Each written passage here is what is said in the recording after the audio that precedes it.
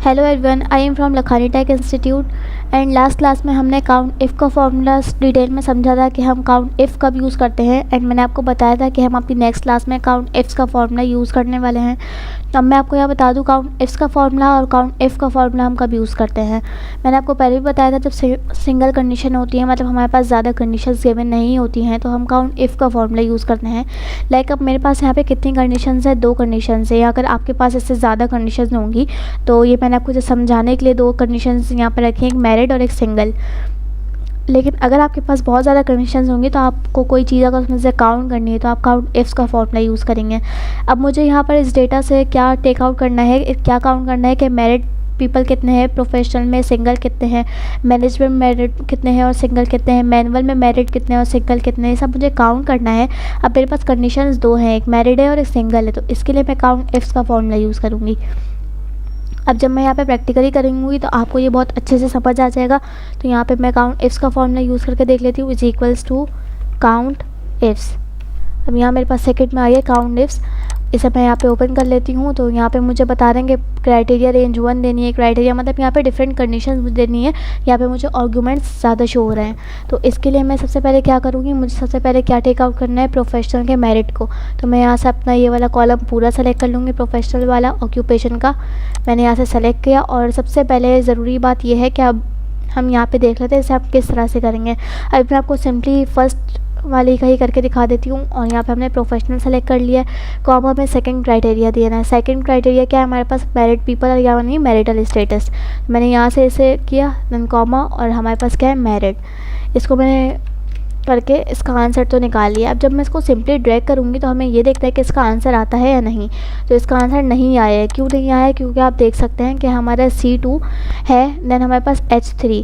तो हमारे पास H3 है, तो इस तरह से हमें बता रहे हैं कि हमारे पास ऊपर H2 था, नीचे H3 आ रहा है, फिर H4 आ रहा है। तो इसके लिए हमें कुछ चीज़ें फिक्स करनी पड़ेंगी, तब जाके हम ड्रैग करके करेंगे तो हमारा आंसर आएगा।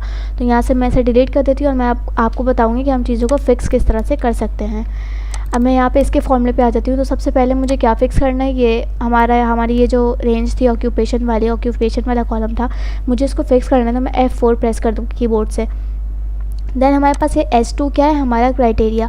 तो हमारे पास H2 ये था, तो इसमें हमारा H कॉलम फिक्स होगा। क्यों होगा फिक्स वो, क्योंकि हमारे पास ये जितने भी ऑक्यूपेशन थे ये H वाले कॉलम में। तो यहाँ पे इसको फिक्स करने के लिए $साइन प्रेस कर दूँगी, तो यहाँ से H फिक्स हो जाएगा। 2 हम क्यों फिक्स नहीं कर रहे, क्योंकि 2 है, ये 3 है, ये 4 है, ये 5 है, इसलिए हम इसे फिक्स नहीं करेंगे। तो हमारे पास D क्या था, हमारा मैरिटल स्टेटस वाला कॉलम, तो ये ज़रूर फिक्स होगा क्योंकि हम इसमें कंडीशंस यूज़ कर रहे हैं। F4 प्रेस करके इसे फिक्स कर लिया। देन ये हमारे पास क्राइटेरिया है, तो क्राइटेरिया में हम I को फिक्स नहीं करेंगे, जस्ट 1 को करेंगे। तो यहाँ से $साइन प्रेस करके हम इसे फिक्स कर लेते हैं। देन अब हम इसे ड्रैग करके देखते हैं कि हमारा आंसर करेक्ट आता है या नहीं। तो अब हमारा आंसर करेक्ट आ रहा है। हमें किस तरह से पता चला, क्योंकि मैरिड पीपल प्रोफेशन में जो वर्क कर रहे थे वो जस्ट 2 थे, वो हमें यहाँ से पता चल जाता है डेटा से। मैनेजमेंट में 2 थे। अभी हमारा स्किल मैनुअल में 0 आया, तो हम ये देखते हैं क्या ये हमारा आंसर रॉन्ग है या राइट है। तो हम यहाँ जाके देखेंगे स्किल मैनुअल में कोई मैरिड है या नहीं। तो यहाँ पे सिंगल है और नीचे हमारे पास कोई भी नहीं है स्किल मैनुअल। इसका मतलब ये है कि हमारा आंसर यहाँ पे करेक्ट आया है। तो इस तरह से हम इसे यूज़ कर सकते हैं। अब मैं सिंपली यहाँ पे करके देखती हूँ, तो ये मुझे इस तरह से इसका भी आंसर आ जाएगा। तो ये बहुत ईजी होता है काउंट इसका फॉर्मूला, जब हमारे पास मल्टीपल कंडीशंस गिवन होती हैं। तो इसके लिए हम ये वाला फॉर्मूला यूज़ करते हैं। बस इसमें आपको ये ख्याल रखना है कि आपको जिन चीज़ों को फिक्स करना है उससे आप फिक्स ठीक तरीके से करें, क्योंकि जब अगर आप उसको फिक्स ठीक से नहीं करेंगे और आपके ये जो सेल्स हैं आगे पीछे हो जाएंगे, तो इससे हम जब ड्रैग करेंगे तो हमारा आंसर करेक्ट कभी भी नहीं आएगा। क्योंकि ये एक बहुत मेन ऑप्शन होता है कि अगर हमारे पास बहुत बड़ी लिस्ट गिवन होती है और हम उसमें एक छोटी सी भी मिस्टेक कर देते हैं फॉर्मूले में, तो उससे की वजह से हमारा पूरा डेटा रॉन्ग हो जाता है। तो आपको इस बात का ख्याल रखना है कि हमें किन चीज़ों को फिक्स करना है, किस चीज़ को ड्रैग करने के बाद आंसर हमारा ठीक आएगा कि नहीं आएगा। तो ये सब आपको अपने दिमाग में रखना होगा। देन आप काउंट इफ़ का एंड काउंट इफ्स का फॉर्मूला अपने पास ट्राई करेगा। हम अपनी नेक्स्ट क्लास में मिलेंगे।